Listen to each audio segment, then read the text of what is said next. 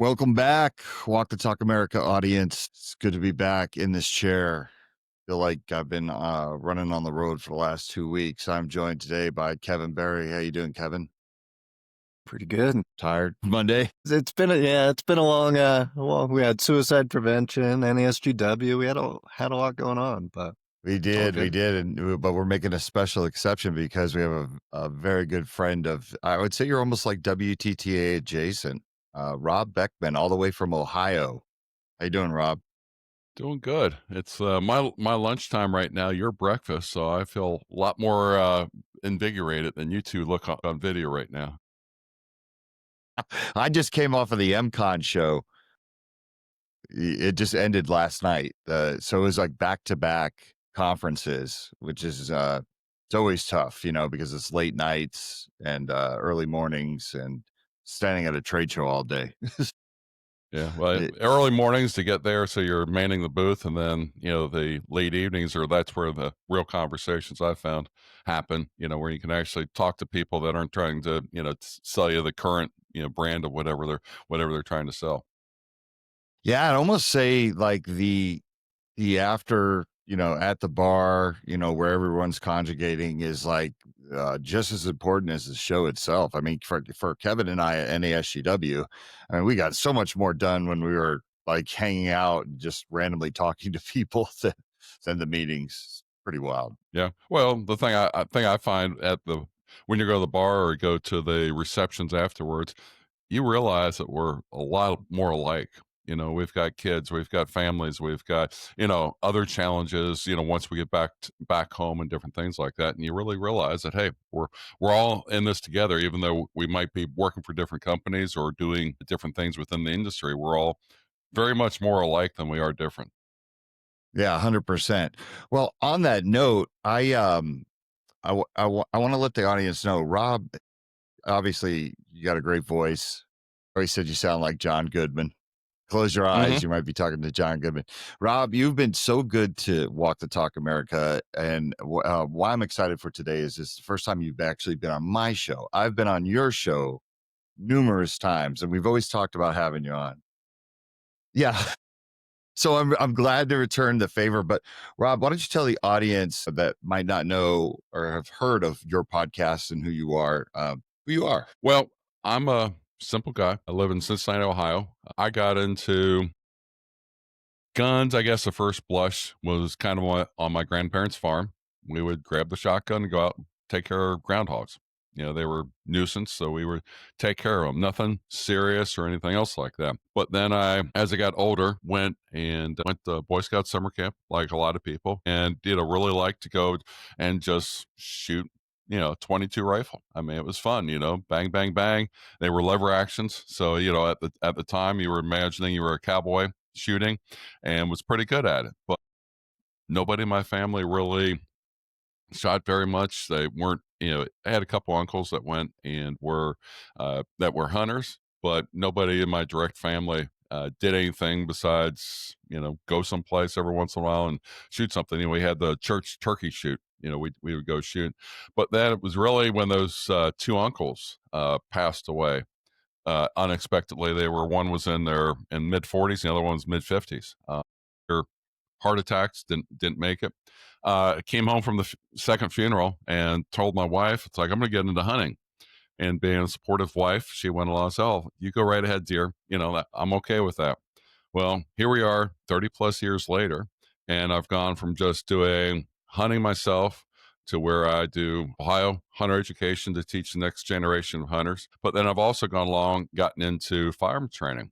And that's where I have a small business here in southern Ohio, southeastern Indiana, northern Kentucky, where I go along and teach responsible ownership for it. And it's just pistols, shotguns, rifles, as well as muzzle loaders. So I cover the whole gamut.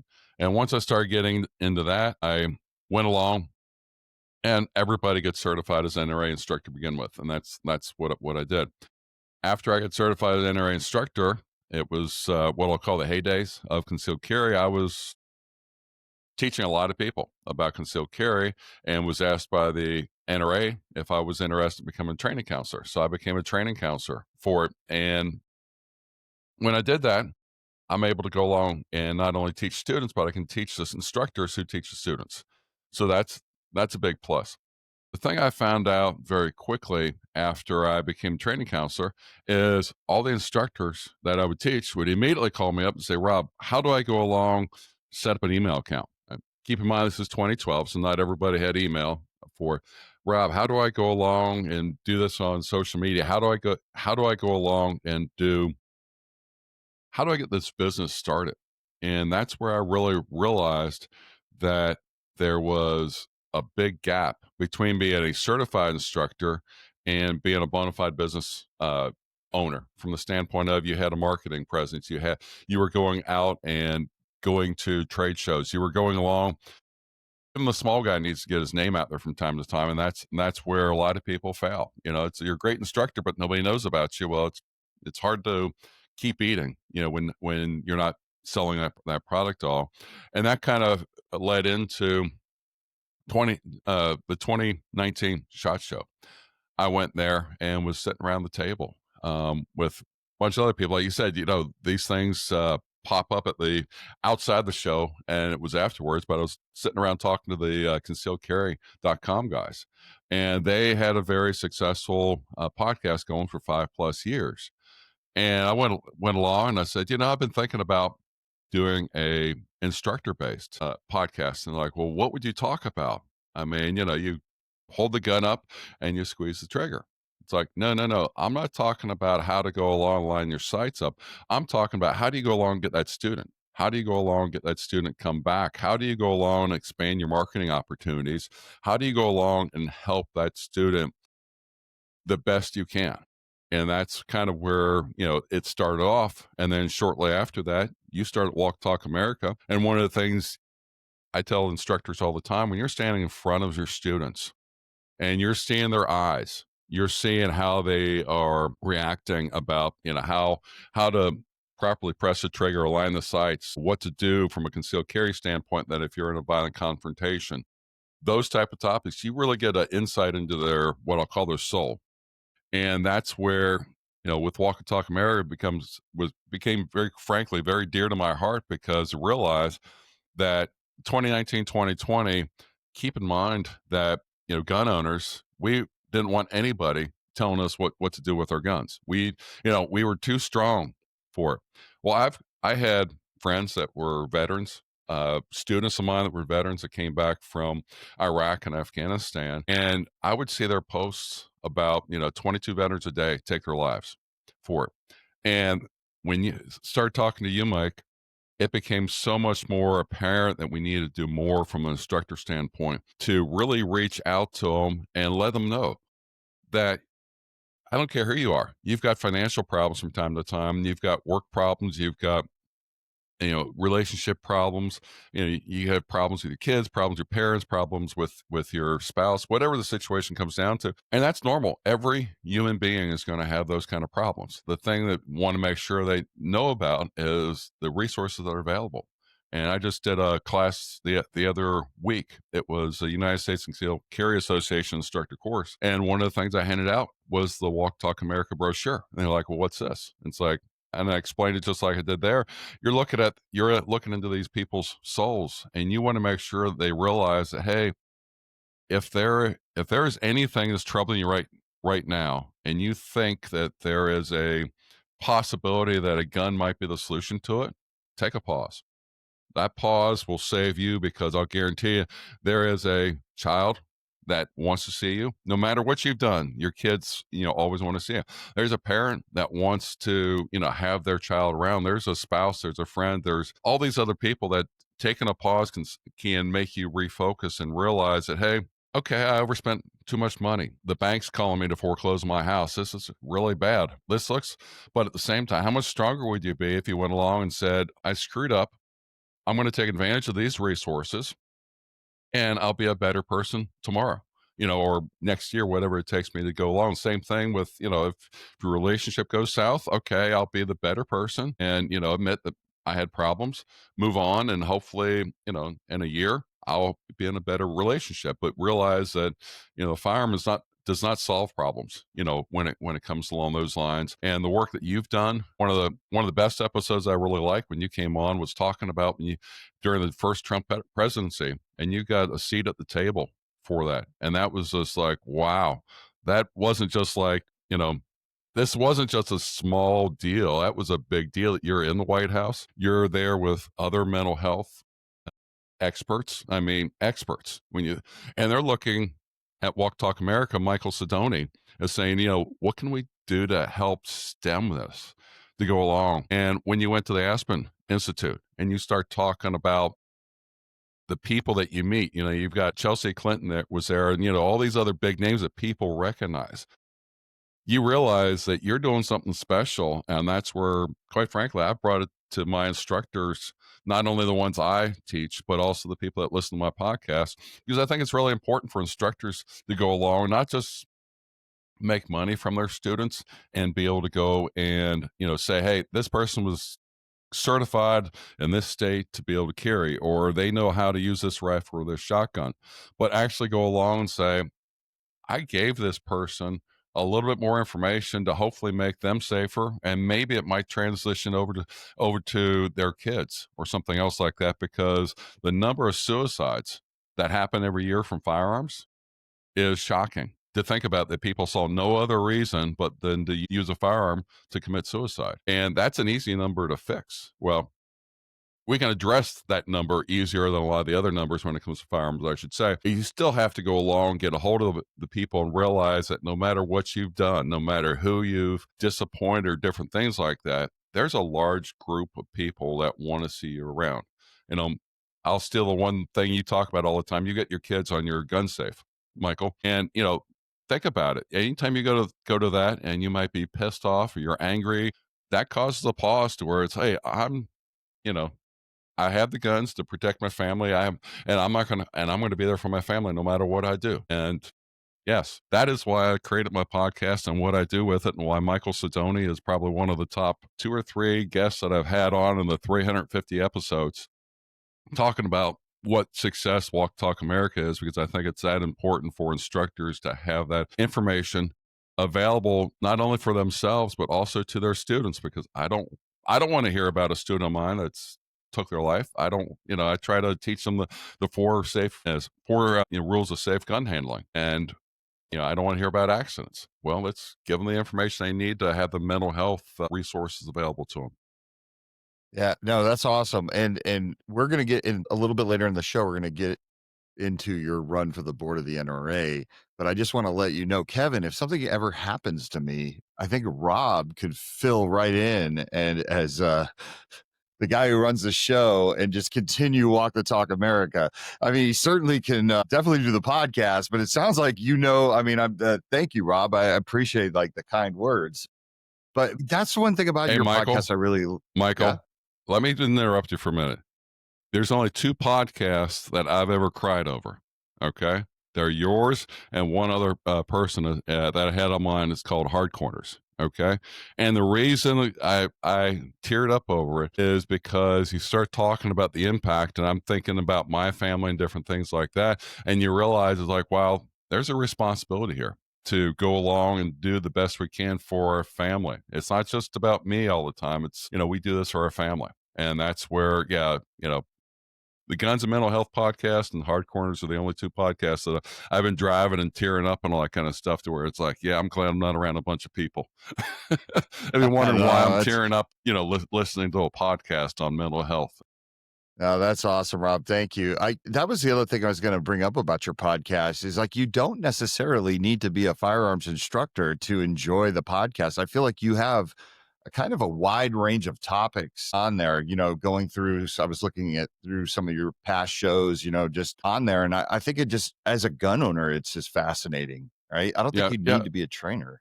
Yeah, I go along, target trainers, about educate them about different things, from training gears to advertising and such. But I've had people come up to me in the past and go along and say, oh, I really like that. I like that information you had on this podcast about church security or something else like that. And it's like, well, what classes do you teach? It's like, I don't teach classes. I'm just a regular citizen. Like, I mean, there's nothing on the podcast that says you got to be an instructor to listen, but at the same time, it's really nice to go along and see that people are getting the information they need, from it. Because I think, church security is another one of those things to where we talk about it, and it's really easy to do that, but it's a lot harder to go along and actually put it into action and make it to where you've got an effective safety security team at your church that not just handles the infrequent active shooter, but takes care of all the other incidental things that go on when a kid gets lost, or somebody comes in, they're looking for help because they are depressed and different things like that at their church. Yeah. No, that's great work. When did you and this I was at MCon this last weekend. So this was a question that I was asking a lot of people, especially because my booth was like right next to GOA's, and then across the aisle was Everytown. Hmm. It was kind of an interesting dynamic, but there were people that would kind of gravitate towards our side because clearly they were like super pro 2A and they were veterans, right? And then you had, actually the guys working the Everytown booth, all four of them were veterans. But they had that belief system. They're approaching gun violence from a totally different angle than obviously Hmm. GOA and Walk Talk America. But when did you really understand the Second Amendment and its importance, and to make this like part of your lifestyle? Like, when did that come about? I would I would say it's probably was the early 2000s, and for the audience to kind of frame it around then. uh, I had my kids, my both my son and daughter were born in the 90s. I can remember this assault weapon ban. And like with any other kind of legislation, you realize it's chipping away at our rights. And at the time, I didn't have an AR. It's like, okay, assault weapons are bad, so I'm indifferent. But once I got more into hunting, and I didn't get into hunting until 1995. During that time frame, I made a transition, and initially it was shotgun hunting. Ohio was a shotgun slug, so it didn't need, you know, quote unquote, AR wasn't going to be anything I could use. But then as laws changed for the hunting, where it allowed me to get to pistol hunting, as the laws changed and allowed me to carry in Ohio. Ohio's had concealed carry since 2004. You go along and start listening to the news, and it's like, what the difference does that make, when it comes to, how many rounds are on a gun, or who can buy it and who can't, because you realize that it's the person and not the object that's the dangerous part behind it. Me as an honest, law-abiding citizen, I should be able to carry, whenever, wherever I want to, because I'm law-abiding. I don't go into the convenience store and steal from it. I go in the convenience store, get what I want, pay for it, and leave. When people go along, they're worried about somebody carrying. I always go along and say, well, you don't worry about people stealing, but you go along, and if I got a gun, all of a sudden you're worried about me, shooting them, and that's led to a lot of conversations and a lot of education, also, especially being a firearm instructor, because I have the people that are diehard 2A, the people that are indifferent, and then people that are on the, I don't think anybody should have guns. And it's like, okay, but what are we going to, if you believe nobody should have a gun, what about the police? Oh, well, the police are good, but it's like, okay, but police are people. And you pull out some of the statistics about, how police have more interaction, with getting arrested for domestic violence and drunken driving, different things like that, than the average concealed carry holder. You go along very quickly, realize that, wow, concealed carry holders, they go through and they're extremely responsible segment in the population for it. And also have to admit that criminals are not going to be deterred by a new law. It's already, against the law to steal. It's against the law to, murder somebody. It's against the law to, mug people, all those types of things. So going along and saying you can't mug somebody with more than 10 rounds in your magazine, are kind of like, well, wait a minute, wasn't the first part of that illegal to begin with? So I just I find it very interesting, and I've progressed more and more, in supporting the NRA, in what they do, the GOA firearms policy, coalition, a lot of the state groups, because as much as GOA and NRA fights at the national level, we also realize that there's a lot of individual fights that are going on in California and New York, even here in Ohio, to go along and make things. You need a strong presence in order for legislature to realize that, wait a minute, this isn't going to solve us any problem where you're fixing it by the object, not fixing it by the person. Yeah, it was really interesting spending, the last 2 days, full days, just chatting with the Everytown people that are across the aisle from me, because we were very close, like the aisle's very small. They were there promoting their new firearms training course. I guess Everytown has a training course, right? Which, those guys were really candid, and I was too, like, about just everything. Like, we played nice in the sandbox, but it's really interesting because at one point I'm like, did you guys like have a meeting and talk about how like a lot of people see you as completely anti-gun, and clearly they're not. I mean, those guys all carry. Like the main guy I was talking to, he's talking about the time he got his concealed carry license, right?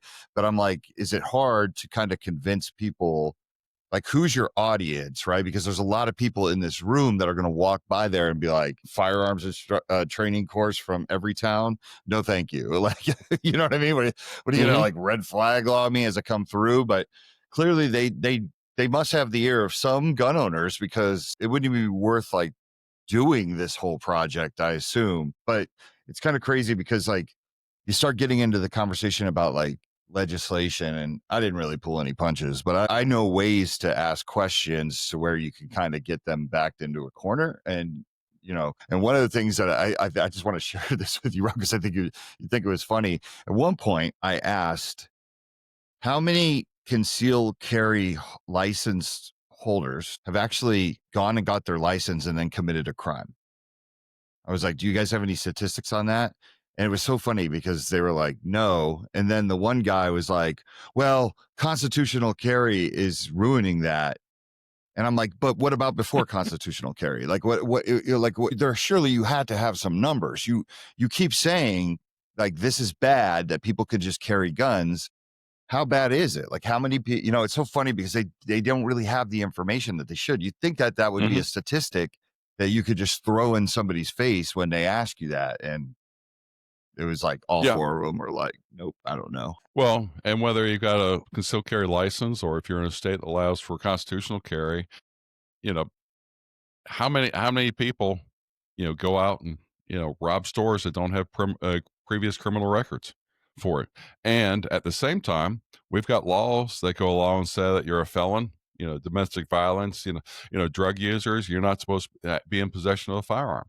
So, there's overlapping laws. And again, it's one of those situations where I don't think we have a law problem as much as we've got, a problem applying the law or holding people accountable to, the laws that we do have. Yeah, no, I agree. I asked the guy because he said he was interested in coming on my podcast, and I was like, I would welcome you on the podcast. I was like, do you have thick skin? Because it's like not going to be me. It might be a listener, the comment section later, right? But it's kind of fascinating to get their view. But I was kind of shocked that he wanted to come on the podcast, because I think if you come on this podcast, I'm going to ask you the questions, and we're going to go through the scenarios. And I've been doing this for the last 7 years, and I feel like I can do it. I can almost debate you by just asking questions and not saying anything else. You know what I mean? Like, Yeah, I haven't seen the Everytown training. I've seen their advertisements and doing different things like that. I do find it, they are not training instructors for it. They've got a small group of people that go around and do the training. So there's no way to know, without taking the training, what they're all going to do. But at the same time, just like you, I'm very interested in see, how do you go along and explain to people how to be a responsible gun owner, and, how to shoot and do those kind of training.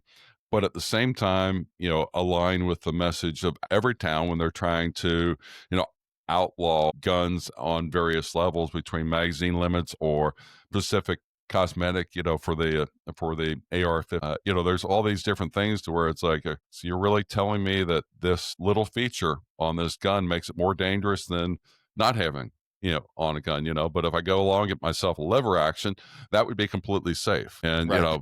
those are the things, again, when they come up with their arguments, they go along, it's like, wait a minute, this doesn't really solve the problem that we're having here. Yeah.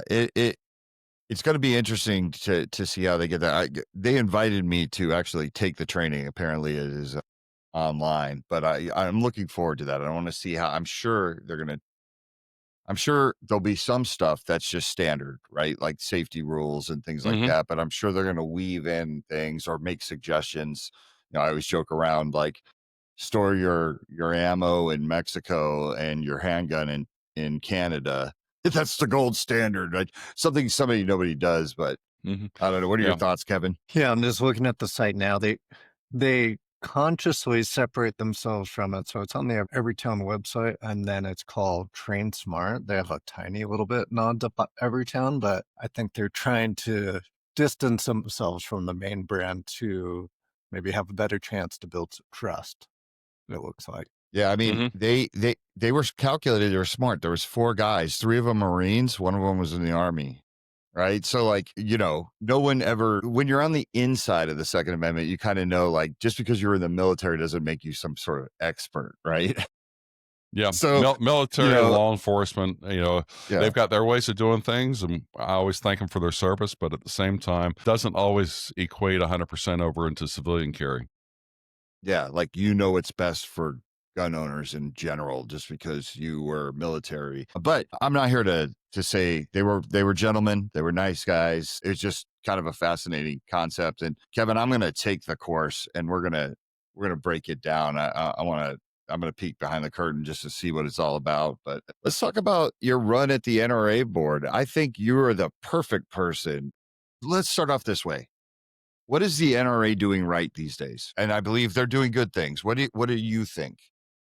The NRA over the last 2 years have shed um, sh- a lot of problems that have developed over the last 10 to 15 years for it. Doug Hamlin, as their new executive vice president, has really taken the organization new level. One of the things to where non-members might not realize, but the efforts that were made to reduce the NFA tax down to zero earlier in 2025, NRA played nice with everybody else, the GOA, with the Firearm Policy Coalition, the American Suppressors Association, all these other groups. And that might sound as like, yeah, they're all 2A groups, but you don't realize unless you've been watching it that over the last 15 years, if it wasn't from the NRA, they didn't support it. And there were a lot of gun groups, such as GOA and Firearm Policy Coalitions and such that started because of that. It's like they're not listening to us about what's happening, so they would go along and start these other groups. Second Amendment Foundation, another one of those groups that the NRA wasn't doing, and that's where Doug Hamlin has stated that if it meets the NRA's goal of protecting the Second Amendment, they're going to work with the groups to make sure that happens. Now they're all going to have their different focus for it. So it's not going to be like you have NRA here and you got NRAB or NRAC here. No, it's going to GOA, FPC. They've all got their areas that they focus on differently. But as let's play together. The sandbox is very small when you look at the Second Amendment, but at the same time, the stakes are really high. Now the NFA tax is down to zero, or will be going to zero on January 1st, 2026. We've got to work together to try to go along and bring the legislation to the Supreme Court to have them go issue an opinion whether or not we can throw the NFA out altogether because of originally NFA was justified because it was a tax passed by Congress. Now that the tax is zero, then there's no tax, and will the Supreme Court allow it to be thrown out? Translation for the people that may not be NFA aware is that would go along, allow you to have a suppressor, a short barrel shotgun or a short barrel rifle without having gone through additional paperwork than just your normal background checks for it. And when you go along, and again, boiling it down, a short barrel rifle, short barrel shotgun is essentially a pistol. It is And that's where you get into a lot of these gray areas to where I've explained people by showing them a little graphic about a pistol with a forearm brace or with a vertical brace is illegal, but you for it, but you can get a short barrel rifle, or you can have a rifle with a vertical forearm or vertical grip, and that's legal. And they go, oh, that doesn't make sense. And it's like, exactly. There's a lot of firearm laws that don't make sense as a suppressor. It's absolutely positively useless without having a firearm attached to it. And, when you compare it to a muffler on a car, we all know what a muffler or what a car sounds like without a muffler. Put a suppressor on it, it makes it quieter. Doesn't make it silent like they show in the movies, but it does make it quieter, which helps save people's hearing for it. If you've ever, people that haven't gone to a range or indoor outdoor range and somebody's shooting a big rifle, even with normal hearing protection on, sometimes you got to double plug it because of how loud things are. And with the suppressor, reduces it significantly, which then that's good for your health, because hearing is not one of those things that you can get back. Once you lose it, you lose it. The only thing they can do is add hearing aids, and those are not very effective, for true sound.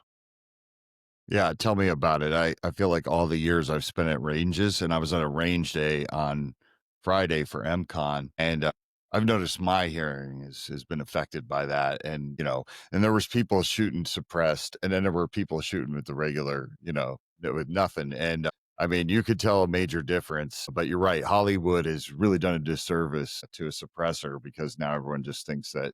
That was another question I asked the boys, the boys from Everytown. I was like, is there any documentation or anything that shows like how many crimes are committed with a suppressor? They couldn't answer that. I feel like I gave them some things to think about, to at least be able to be like, next time we're in this situation, we should probably have these things ready. But we all know the truth. You know what I mean? We know the truth. So I see the chat, Clover, you're talking about MCon. It's a military conference in Vegas. It's really cool. They have a range day. They have a classroom day, which is a bunch of speakers, well, an auditorium, right? And then they have a range day, and then they have 2 days of this conference. And the conference is very much like Freedom Fest, which is like the Libertarian Party. So you could have like jujitsu like practitioners in a booth with a mat.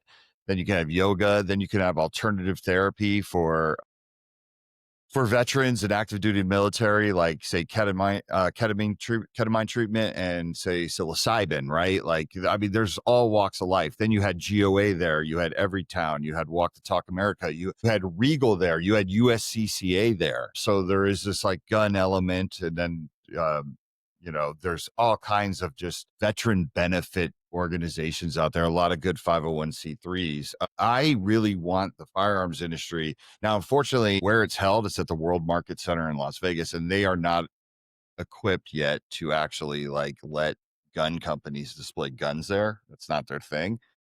But I do feel like there's a lot of gun organizations and accessory companies that could benefit from MCon. So I'd like to see it grow. It's just happy veterans walking around. I ran into, Rob, you brought up my time at the White House. I ran into Matt Miller, who used to be the head of VA suicide at MCon. He was there attending.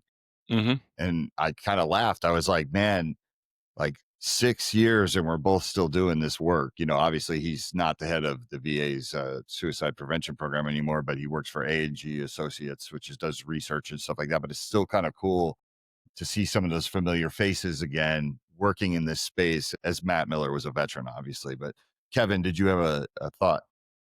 Yeah, I was just wondering kind of Rob's vision of every time the NRA seems to get brought up in conversations, there's that kind of like negative reaction. Rob mentioned playing nice in the sandbox with legislation, but what are some other kind of critical elements or pillars that you could see to kind of rebring that trust and that remove that negative kind of perception around the brand? Well, one thing I think that the NRA has got to be focused on is the Second Amendment and stay in that lane for it. And the reason I say that is because sometimes the NRA goes along and goes over into some political realms for it, and that goes along and alienates people that have opposing political opinions. It's not that they're against 2A, it's just they have opposing political views on things.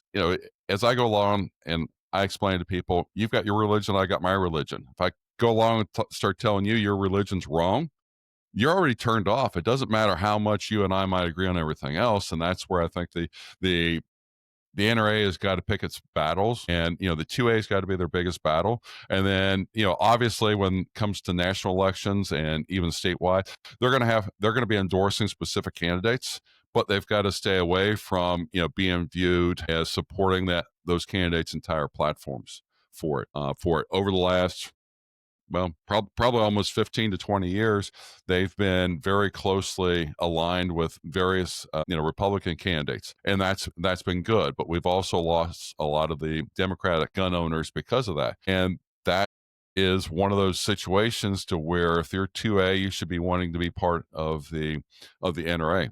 Part of getting onto the ballot, I had to go and collect signatures from people, and I would go to gun shows, and 90% of the people there would not be NRA members. And I got an earful from people. It's like, why would you want to run for the NRA? The NRA hasn't done anything for me. The NRA, and this wasn't just from people that are outside the normal run. I'm talking about literally, old white guys, like Mike and myself for it. And then I go along and I approach people that are, minorities and such that are gun shows. So obviously they're gun people. And they were like, what are they doing for me? They're not helping, my cause at all. And that's, a perception issue. They need to change that perception. And even when you look at women, they're like, well, they're not really doing anything for women.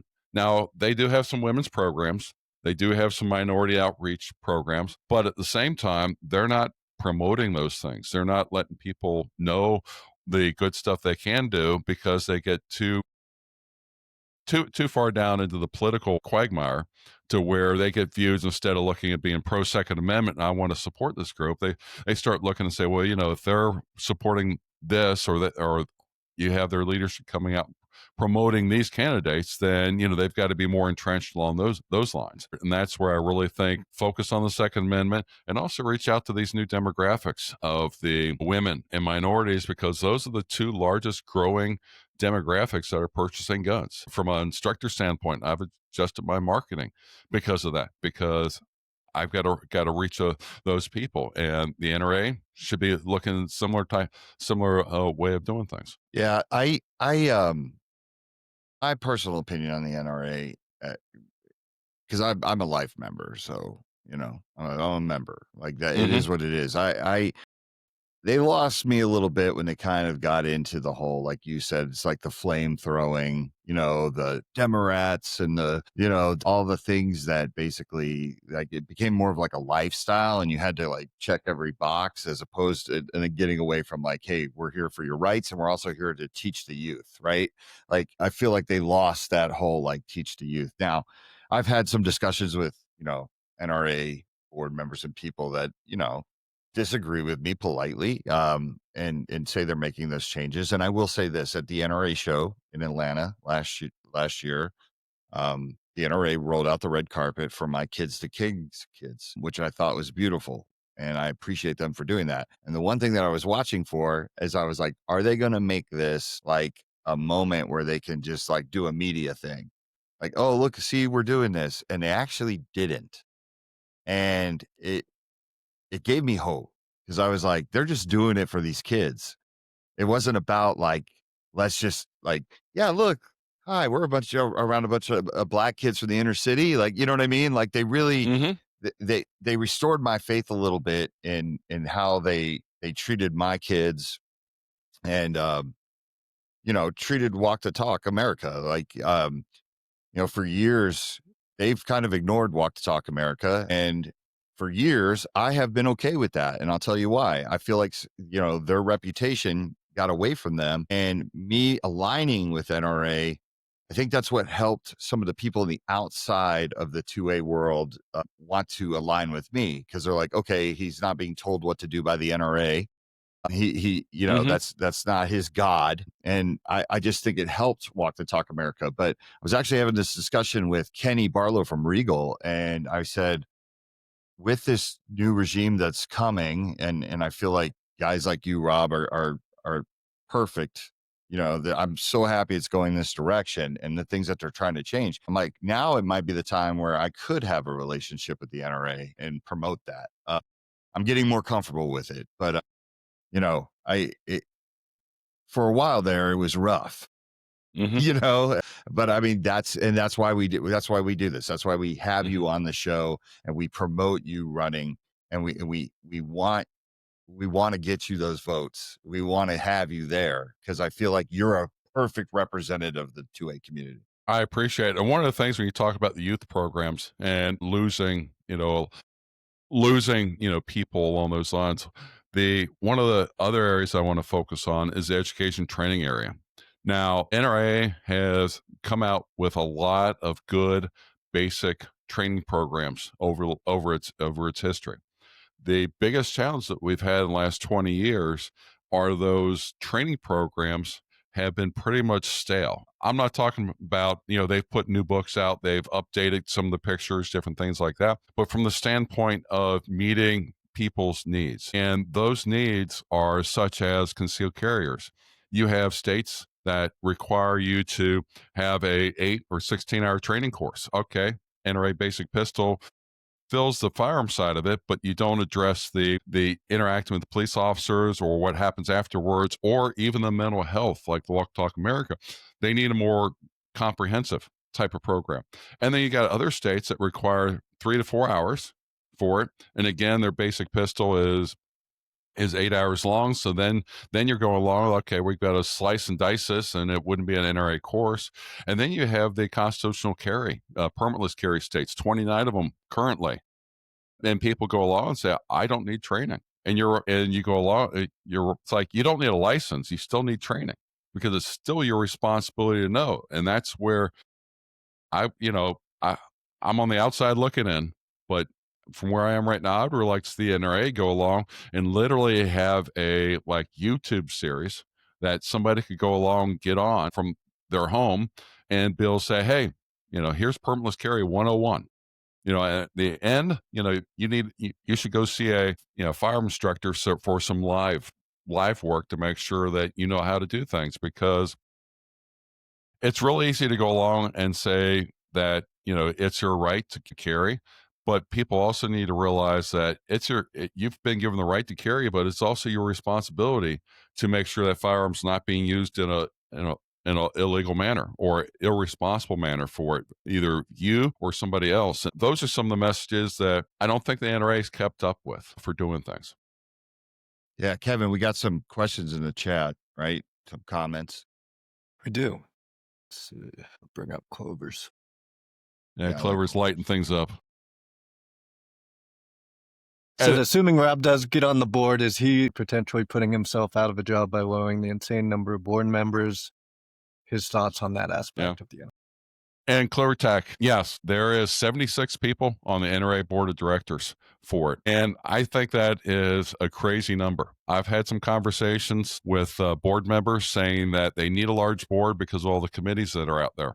Where I stand right now is I would like to see that brought down significantly from the standpoint of having people on the board of directors who really will drive the organization, not be committee members, but drive the organization. I come from corporate America, so I'm very used to seeing 10 to 15 people on a board, and they work with the vice presidents within the organization to drive their marketing, drive their manufacturing, drive their information technology. But every board member is not on the IT committee in order to trying to figure out what IT should do as far as implementing new systems. They have people that they bring in. And I think the 2A industry is a great example that I'll use education trainings. That's one of the things where you could have 1 or 2 board members on that committee, and they could bring in 20 or 30 industry experts very easily. People would be raising their hand and say, hey, I could help you out with shotgun or rifle.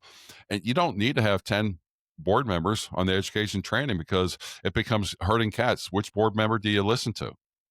At that point, you should have a board member go along and say, Mike, you were going along last month and you're going to be putting together a program for this. Okay, give a report for that. Kevin, where are we with those YouTube videos? And boom, boom, boom, you're showing progress, but you are experts in those areas.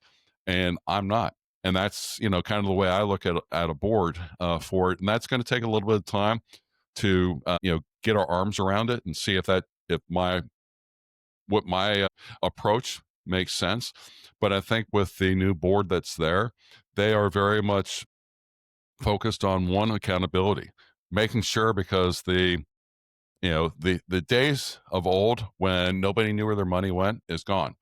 Doug Hamlin is going to make sure that members know where all their money goes and why maybe, they're asking for this or why they're spending money in these areas. And that's really important for any organization because once you lose faith in what your leaders are doing, you're less likely to go along and donate money to them. That's more, that just diminishes your memberships. Everything starts going down. And in the end, I'll say it this way: if it makes sense that we take it from 76 board members down to 35, and that is my year to be up for reelection, and I don't get reelected, I will be extremely happy.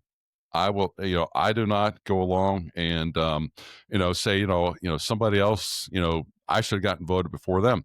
I'll even say it this way, and this might shock a few people listening to me, but if I don't make it in 2026 on the board of directors, I will have accomplished the goal I want to accomplish when it comes to my run, and that is to bring the visibility NRA up, to make sure people realize that NRA 2.0 is real, that it is an organization that's worthwhile to support. And if my candidacy does those types of things, then I think it's been a good run for me. I'm not going to try to running for the next 5 years in a row trying to get on it, chipping away little by little for it. But definitely, I think I'm bringing the visibility through some of the social media that I've had, through my podcast, through your podcast, other different publications. So hopefully I'll make it. But I'm not betting my life on making it. It's the only thing I'm really engaged on is making sure that people realize the NRA 2.0 is real. And here's one thing that I went along and really took to heart when I was at the NRA annual meeting this year was Doug Hamlin came up and started a conversation with me.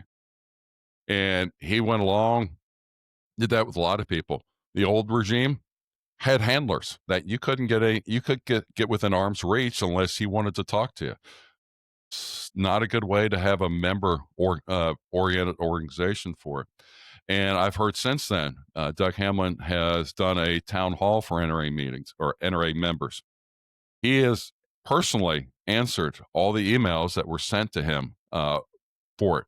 And, Mike could, attest to it being the president of an organization. You get a lot of people to send you a lot of questions, some of them on topic, some of them off topic.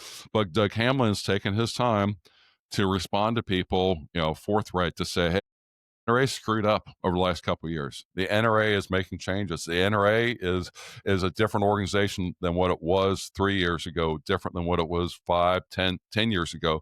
And that's something that we need to capitalize on and keep that momentum going. And part of the reason why when the board members came and asked me to run, I went along and it was a pretty simple answer. Why? Why should I run? And why aren't there other people?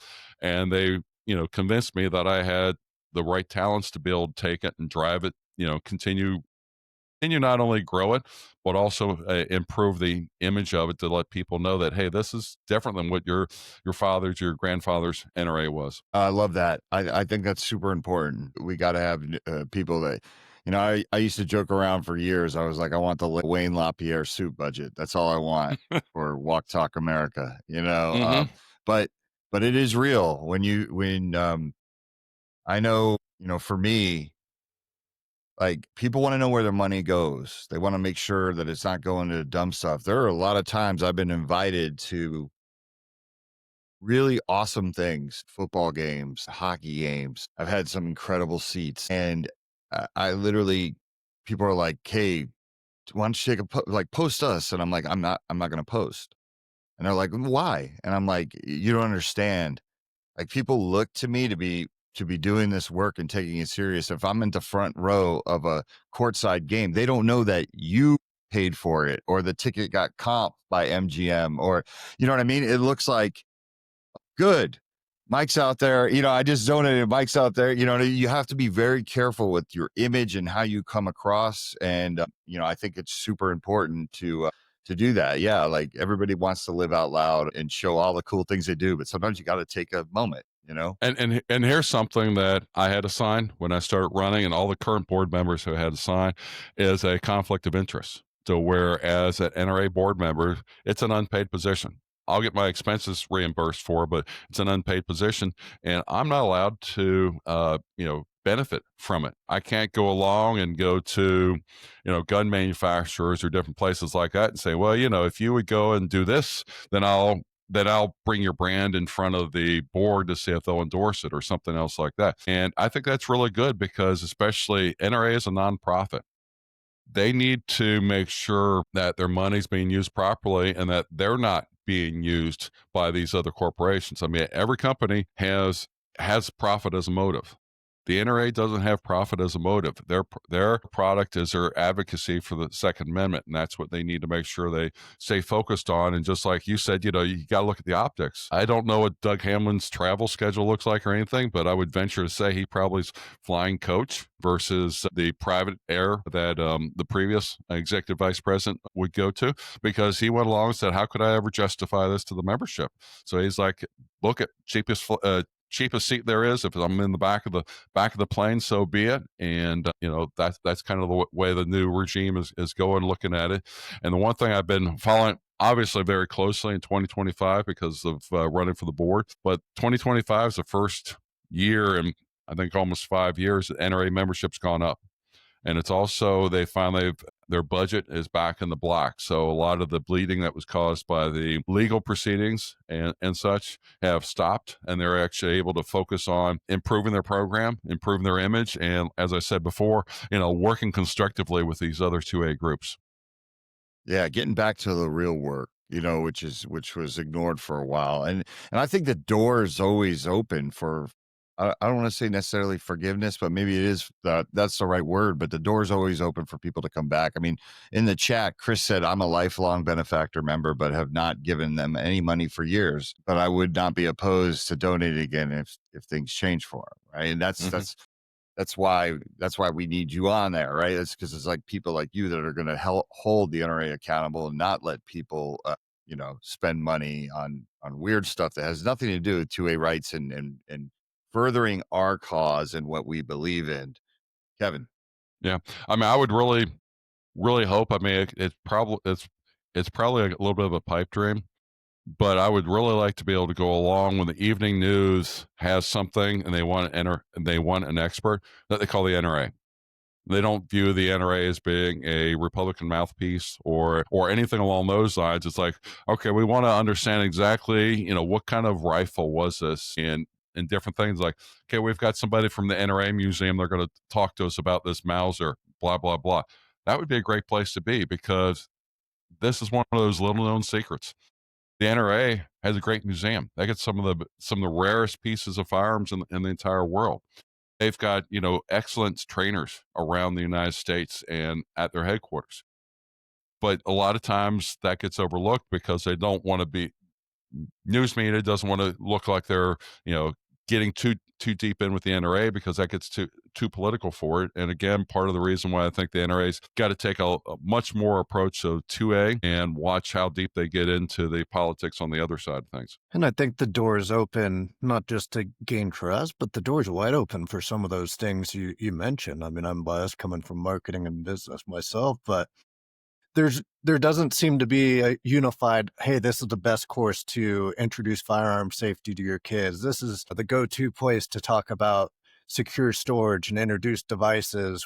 We get asked to consult on a video series for like a cable lock for each different firearm type. But there's a lot of opportunities in that education space to have a unified source that provides that information and build trust. There's some amazing one-offs, but it's almost like you have to go to this organization that does a really good job here, this organization that does a really good job here.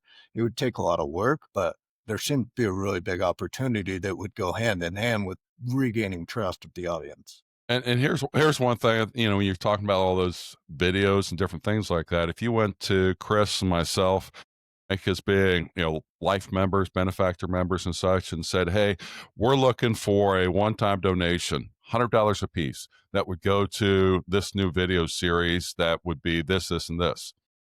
I think they would probably be able to raise that money in a heartbeat because all of us are dedicated to what the NRA is doing.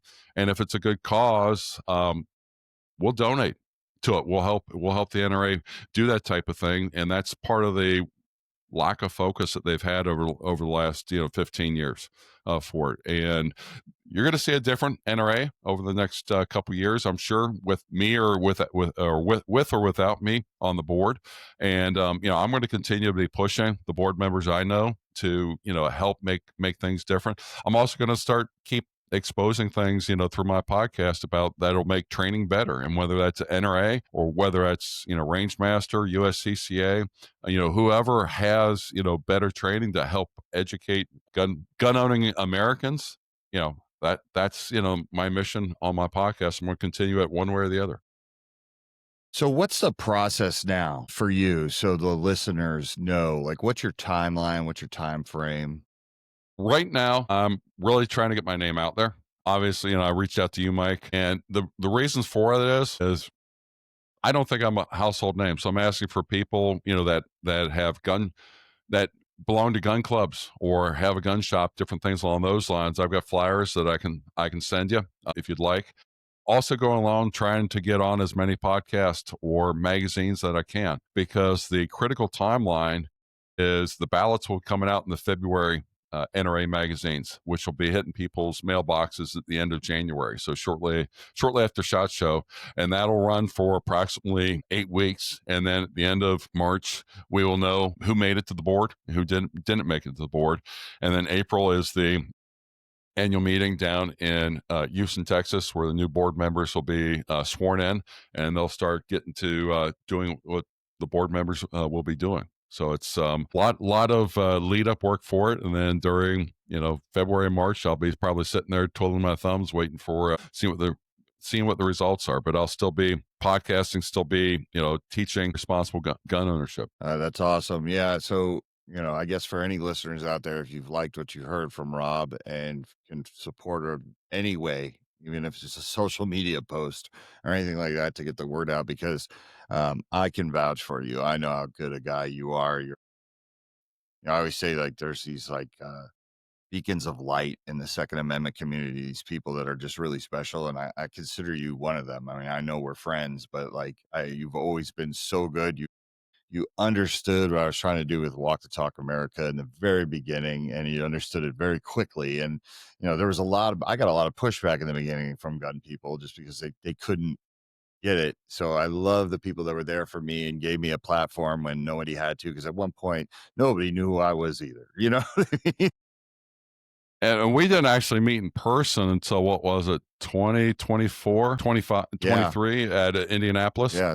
So that was the first Yeah, time. So, yeah. I mean, you and I went back and forth for almost 5 years being on the podcast, seeing each other, but not actually able to, chit chat and do things like that. So that was, I can still remember being outside the convention center in Indianapolis there when we actually recognized each other from the other side. And we had a nice embrace there. It was a good time coming. Yeah. It looks like, Clover Tack says he could get you on for a podcast slot if that would help. And Clover's an awesome guy. Appreciate it. And yeah, Clover's a real one. Thank you, Clover. Like, all that support helps. So, yes, Rob. Let's talk about where people can get a hold of you. People can get a hold of me through the broadest one is through the podcast, which is Firearm Trainer podcast.com. You can also go along and get a hold of me through my personal email address, and that is scouter65@gmail.com. And yes, I do a whole lot of stuff with Scouting USA, the old Boy Scouts and such. And that was a lot of what firearm training I did early on and continue to do. Again, those youth are the future gun owners, and making sure they understand and appreciate firearms and the history behind it for it is important to me. So I just put it there in the chat in case anybody didn't understand what I said there. And Rob, you could take Kevin's job. Like, Kevin's supposed to be you could replace me, and then you could replace Kevin, because oh, there it is. Kevin got it. He's on it. No, I'm really excited for you, Rob. And when you win, let's just assume we're going to will this into existence. When you win, I look forward to seeing the changes you make. And like I said, getting the NRA back on track. And then, we still got a long way to go. This fight really never ends, unfortunately. Yeah, it's But it's not going to be 1 year and look how great things are. I mean, that's just like Walk Talk America. I mean, every year there's a little bit different challenge. You've got some wins, and then you got some more challenges ahead of you, and that's where the NRA, and that's where going along and improving the financial transparency, the education training, and engaging more of those demographics. Those are what I see right now. Once I get in the middle of it, I'm sure even if we can claim success in 1 year on all three of those topics, I'm sure there'll be some other challenges that'll come up. I mean, it's the way things go.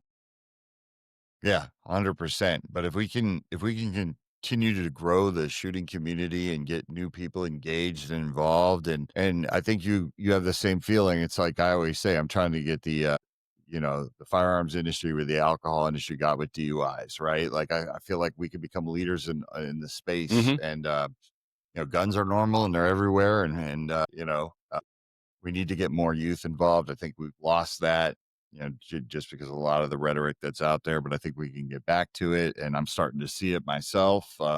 We, after the research conference, next month that Kevin and I will be attending, we'll have to catch up just because finally getting some researchers to look at some of our programs and say, like, yeah, we need to kind of examine these things, like especially like our Kids to Kings program, which is a perfect way to start getting some new Mm-hmm. demographics and new use. These kids are going to grow up to be the next competition shooters, gun shop owners, firearms instructors, engineers at companies, possibly presidents of companies, firearms related. So Well, it's going to be a lot of fun. here's something to point out to parents, about kids, because most parents want good things for their kids, and in scouting, you get people that are hesitant about teaching a kid how to shoot a 22, and you go and explain to them how much safety goes into it, how much you are reinforcing, and they're under a watchful eye of an adult. And then I go along and I kind of add and ask them the question: do you know what public university, has the most NCAA Division III wins in pistol over the last 25 years? Michael? Ohio State University. And the other one that is, they've got the most wins, but they're also competing with West Point. West Point has a very good pistol team too. But think about that. And I tell people this all the time. You don't look at shooting as a way to get into college for it. Michigan State University, I was up there shortly after they opened up their $5 million shooting complex for it. And I was sitting there talking to a young lady, one of the students up there, and we were watching the Olympics back in 2012, and she made a comment that she missed being in the Olympics by like 2 points. And it's like, damn, that's good. You realize, and these people were not taking gun courses. They were taking your marketing. They were taking psychology, different courses like that, and you start realizing, and that's why it's bring it up to parents. You go along like, I don't want my kids to learn about guns, but it's like, but you do want them to be educated about the world, and at the same time, if they can get ranked in shotgun, pistol, rifle, when they're in high school, they pretty much can go to a lot of universities, on a full ride. Those are things that, again, the firearm industry is not great about going along and promoting for it. The Olympics, when we were down in Brazil, the first gold medal went to shooting for the United States. But again, we don't realize that, because if you're not in the gun industry, you realize that you just hear it from the news. And when they went along and said, okay, we won, gold in the 100 meter yard dash, and you go along and like, wait a minute, we won last night in the pistol competition, and that's just shows you some of the skewing that, again, the NRA and other gun groups have got to kind of point out that, hey, we're not trying to go along and make criminals out of people. We're trying to go along and give them a healthy activity for them to do it, because you probably know people that are 70, 80 years old that have been shooting for 70 years, and it's just part of their way of doing things. Yeah. I know people It's that have just been hunting since they were 10 years old, and they're close to 80 now, and it's just it's those things where you go along and it doesn't reflect it properly in the media for it, and that's where we need a strong NRA and strong 2A support to go along and make sure people realize that what shooting sports is about is not about gang members. It's not about going along criminals. It's about taking responsibility for it, of helping to find effective ways of handling firearm suicide, effective ways to go along and educating kids about guns. All those types of things are effective ways. Yeah, no doubt. We definitely need to promote some of the better things that we have going on. I've always said we needed a PR team, but Rob, thank you for joining us today. Anytime you need to come and say something or we need to promote something, WTTA's got your back. Appreciate that. I want to thank. Yeah, I want to thank all the sponsors. I want to thank all the listeners, the supporters, anybody out there that's going to help Rob in this mission too. We appreciate you, CloverTac. Thank you. Thank you for all your insight today too in the chat. Love what you were saying. Until next time, we wish you all Hey, better Mike, mental wellness. can I say one last thing? For Sure. CloverTac, you got my email. Send me and we'll schedule something. If other people have questions about the NRA that I didn't address, go along, email me. I'm an open book. I'll answer and tell you what I know and what my position would be, or if I need more information on it for it. Because, like I said, there's a lot of old or ex NRA members that the proof is in the pudding, and that's one of those things where I really want to reach out and make sure people realize the NRA is worth supporting now. That's awesome. Thanks for putting a stamp on that. I really appreciate you, Rob. Thank you. Until next time, folks, we wish you better mental wellness. Thank you for the support.